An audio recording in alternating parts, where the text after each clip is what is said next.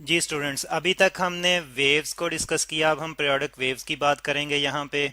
अच्छा जी, वेव्स को जब हमने डिस्कस किया तो हमने देखा कि डिस्टरबेंस की वजह से वेव जो है प्रोड्यूस होती हैं। डिस्टरबेंस किसी भी सोर्स में, किसी भी मीडियम में अगर हम डिस्टरबेंस प्रोड्यूस करें, डिस्टरबेंस डिस्टरबेंस प्रोड्यूस करें तो उससे क्या होता है जी?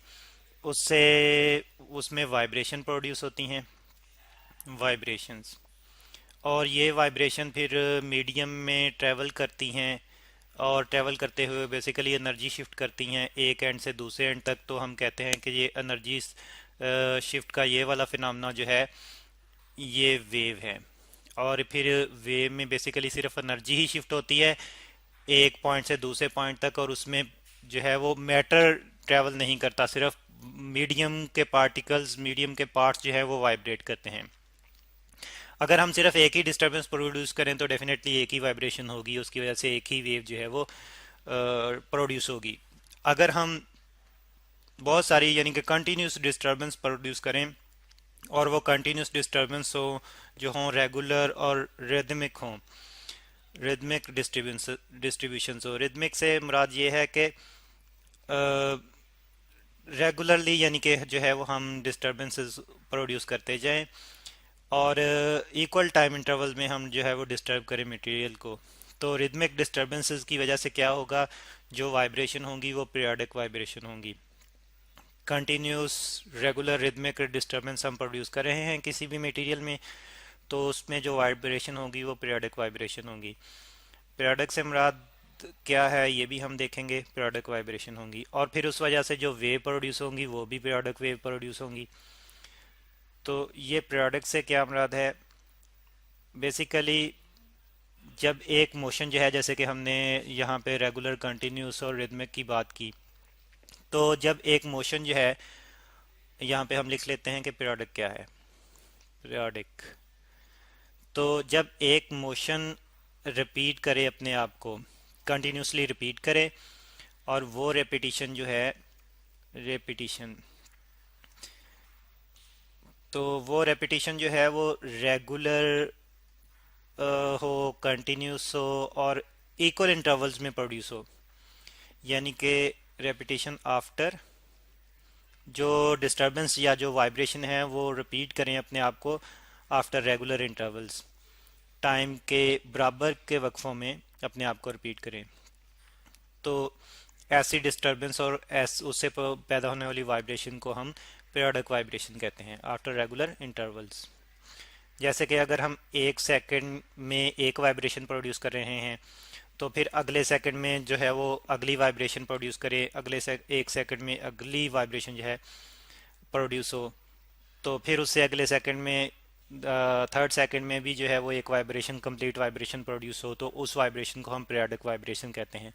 तो फिर उससे प्रोड्यूस होने वाली वेव भी पीरियोडिक होती है। तो अब हम क्योंकि जानते हैं कि वेव जो हैं वो वाइब्रेटर की वजह से प्रोड्यूस होती हैं, तो वाइब्रेटर अगर पीरियोडिक होगा तो वेव भी पीरियोडिक होंगी। अब पीरियोडिक वाइब्रेटर हम कैसे जो है वो ले सकते हैं, कौन सा वे वाइब्रेटर पीरियोडिक होगा? इसकी हमारे पास बड़ी अच्छी एग्जांपल है मैस स्प्रिंग सिस्टम।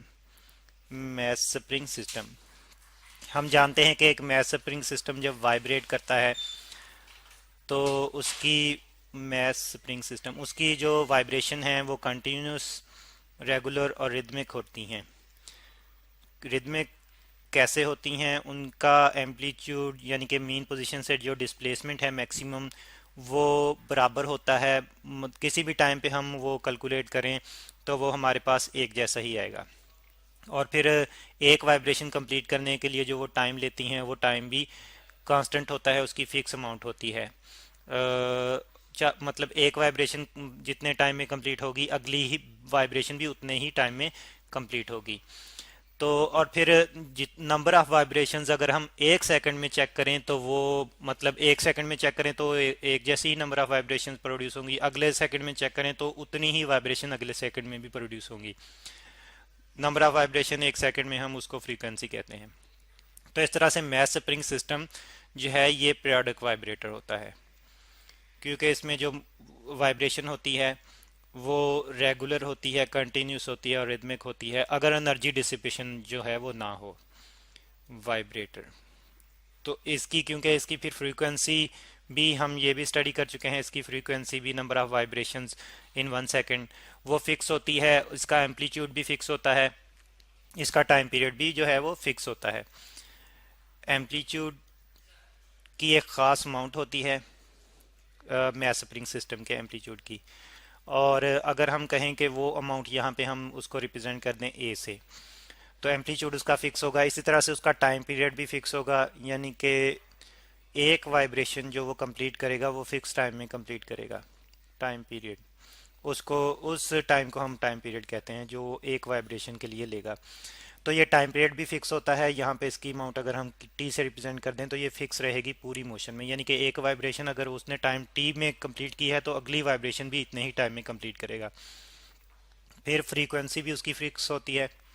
फ्रीक्वेंसी, तो फ्रीक्वेंसी हम जानते हैं कि number of vibration in 1 second, तो यानी कि 1 सेकेंड में नंबर ऑफ वाइब्रेशन जो है वो इक्वली प्रोड्यूस करेगा। अगर 1 सेकंड में उसने 10 वाइब्रेशन की हैं तो अगले दूसरे सेकंड में भी वो 10 वाइब्रेशन ही करेगा। तो इस तरह से उसकी फ्रीक्वेंसी भी फिक्स होती है। तो फिर सिंपल हार्मोनिक मोशन एग्जीक्यूट करता है मैस स्प्रिंग सिस्टम, तो ये एक पीरियोडिक वाइब्रेटर है।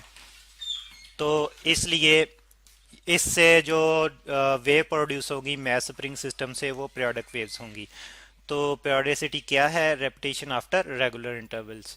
और वाइब्रेशन से वेव्स प्रोड्यूस होती हैं, तो वाइब्रेशन अगर पीरियोडिक होंगी यानी कि रेगुलर इंटरवल्स में रिपीट होंगी, तो उससे प्रोड्यूस होने वाली वेव्स भी जो हैं वो पीरियोडिक वेव्स होंगी। तो मैकेनिकल वेव्स की हम बात करते हैं तो उसमें हमारे पास दो तरह की वेव्स होती हैं, ट्रांसवर्स वेव्स और लॉन्गिट्यूडनल वेव्स। तो ट्रांसवर्स और लॉन्गिट्यूडनल वेव्स भी कैसे पीरियोडिक होती हैं ये हम नेक्स्ट लेक्चर में डिस्कस करेंगे।